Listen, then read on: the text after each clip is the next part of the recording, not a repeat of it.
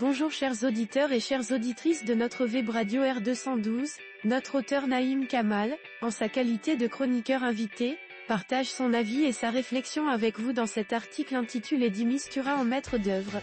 Le voici en podcast pour vous. Naïm Kamal ouvre son propos de la manière suivante. Alors que la question du Sahara occidental demeure un enjeu géopolitique majeur, un article récent publié dans Foreign Affairs relance le débat en plaidant pour une « partition du territoire ». Derrière une apparente analyse stratégique, ce texte révèle une posture biaisée, alignée sur les intérêts algériens. Naïm Kamal voit dans ce qui se cache une simple opinion, une tentative délibérée d'influencer la dynamique diplomatique en amont des discussions onusiennes. Pour amorcer sa réflexion, notre journaliste évoque le rôle d'Hannah Ray Armstrong dans ce débat ainsi. Hannah Ray Armstrong était jusque-là inconnue au bataillon, du moins dans la région et en rapport avec le dossier du Sahara. Elle se présente pompeusement à la fois comme une gauchiste et une experte de l'Afrique du Nord et du Sahara, et vient de publier un long article intitulé Plaidoyer pour une partition du Sahara occidental, sous-titré « Comment convaincre le Maroc d'accepter la moins mauvaise des solutions ». Ainsi, dès l'accroche, elle plante le décor en désignant d'emblée du doigt le Maroc, qui se refuse à la moins mauvaise solution, alors que ce n'est pas une solution du tout, mais l'expression d'un rêve d'accès à l'Atlantique né à Alger, fruit d'une prétention à la puissance que le pouvoir algérien n'a aucune gêne à exprimer depuis longtemps en ces termes, l'Algérie, État pivot de la région.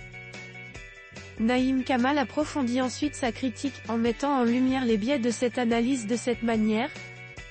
Une démarche biaisée, en résumé, Hannah Ray Armstrong, à laquelle on ne fera pas l'injure de supposer qu'elle est commanditée, concède certes que le Maroc a obtenu des soutiens internationaux à sa souveraineté sur ses provinces du Sud, notamment des États-Unis, de la France et de l'Espagne, mais elle ajoute pour justifier son intrusion dans ce dossier que les Nations Unies ont été incapables de résoudre la crise et que la situation semble figée, augmentant ainsi le risque d'une escalade du conflit. Tout un argumentaire, déployé sur plusieurs pages, pour conclure que la situation risque de dégénérer en un conflit armé plus large, aux conséquences humanitaires et géopolitiques graves. Mais surtout, cherchant à effrayer et à mieux étayer le constat d'impasse dans lequel se trouverait le dossier du Sahara, elle affirme que cela aurait incité l'envoyé spécial de l'ONU, Staffan de Mistura, à proposer récemment une solution radicale, la partition du territoire. Cette option, bien que politiquement délicate, dit-elle, permettrait au Maroc de légaliser son contrôle sur la partie nord du territoire, tandis que le Front Polisario obtiendrait une partie du sud pour établir un État sahraoui indépendant et rapatrier les réfugiés sahraouis. L'article, laissant transparaître nettement ses sympathies pour l'Algérie et son proxy, est sans intérêt et truffé d'erreurs volontaires, n'eût été le fait qu'il ait été publié dans la revue Foreign Affairs, éditée par le think tank américain Council on Foreign Relations, qui n'en est pas à son premier article favorable aux thèses algériennes. Et ce, alors que pointe à l'horizon la session d'avril des Nations Unies et du Conseil de sécurité, qui fait habituellement à cette saison un point d'étape sur le dossier du Sahara, le premier depuis le retour en janvier dernier de Donald Trump à la Maison-Blanche. Notre chroniqueur invité revient ensuite sur l'historique de cette fausse bonne idée et sa récurrence dans le débat ainsi.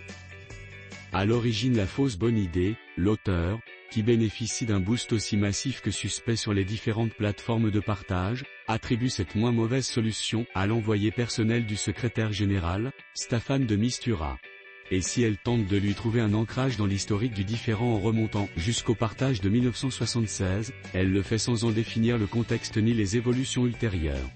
Plus qu'une erreur imputable à une ignorance, c'est une faute volontaire qui entame sérieusement son objectivité, sachant que la partition dont elle se fait la porte-parole est apparue pour la première fois publiquement avec James Baker, envoyé personnel du secrétaire général de l'ONU de 1997 à 2004. En 2002, sous la présidence d'Abdelaziz Bouteflika, l'Algérie s'était dite disposée à négocier une partition du territoire comme solution politique aux différends du Sahara occidental. Mais elle a rapidement été contrainte de rétro-pédaler après la vague de doutes sur son véritable attachement aux droits des peuples à l'autodétermination, qui a submergé ses alliés, à commencer par les bases du Polisario dans les camps de Tindouf et ailleurs. À l'époque déjà, Alger avait perçu dans les premières attitudes de James Baker que les nouveaux paradigmes appliqués par le roi Mohamed VI, alors récent souverain du Maroc, au traitement du dossier du Sahara produisaient leurs premiers effets. n'étant intéressés que par le grand non-dit, et paradoxalement le plus patent, de ce différend, l'isolement du Maroc de son prolongement africain et, pour elle, un accès à l'Atlantique.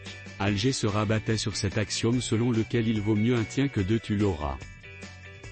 Pour conclure, l'auteur met en lumière les motivations actuelles du régime algérien et les implications diplomatiques qui en découlent en ces termes. Sortir Alger de l'ornière, depuis, d'année en année, le Maroc n'a fait que gagner en soutien à sa cause et consolider d'autant ses positions sur la scène internationale et au sein des instances onusiennes.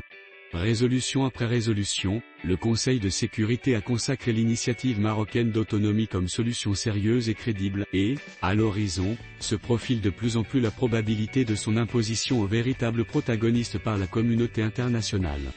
Après avoir échoué à s'aborder les tables rondes comme plateforme de discussion, le régime algérien a trouvé en Monsieur de Mistura une oreille attentive pour sa moins mauvaise solution, qui lui permettrait, dans ses calculs, de sortir de l'ornière diplomatique et de réaliser en grande partie son rêve atlantique. Présentant cette inspiration comme un mauvais compromis qui vaut mieux qu'une bonne guerre et suggérant que le Polisario reste réfractaire mais qu'il se ferait fort de le convaincre, Alger tente dans le même temps de montrer le Maroc comme l'élément de blocage. Chers auditeurs de la web radio R212, merci d'avoir été à l'écoute de ce podcast et de partager avec nous ce moment d'échange et de découverte. Votre présence et votre fidélité sont notre plus belle récompense. On se dit à très bientôt, si vous le voulez bien. Avec toute notre gratitude, l'équipe de R212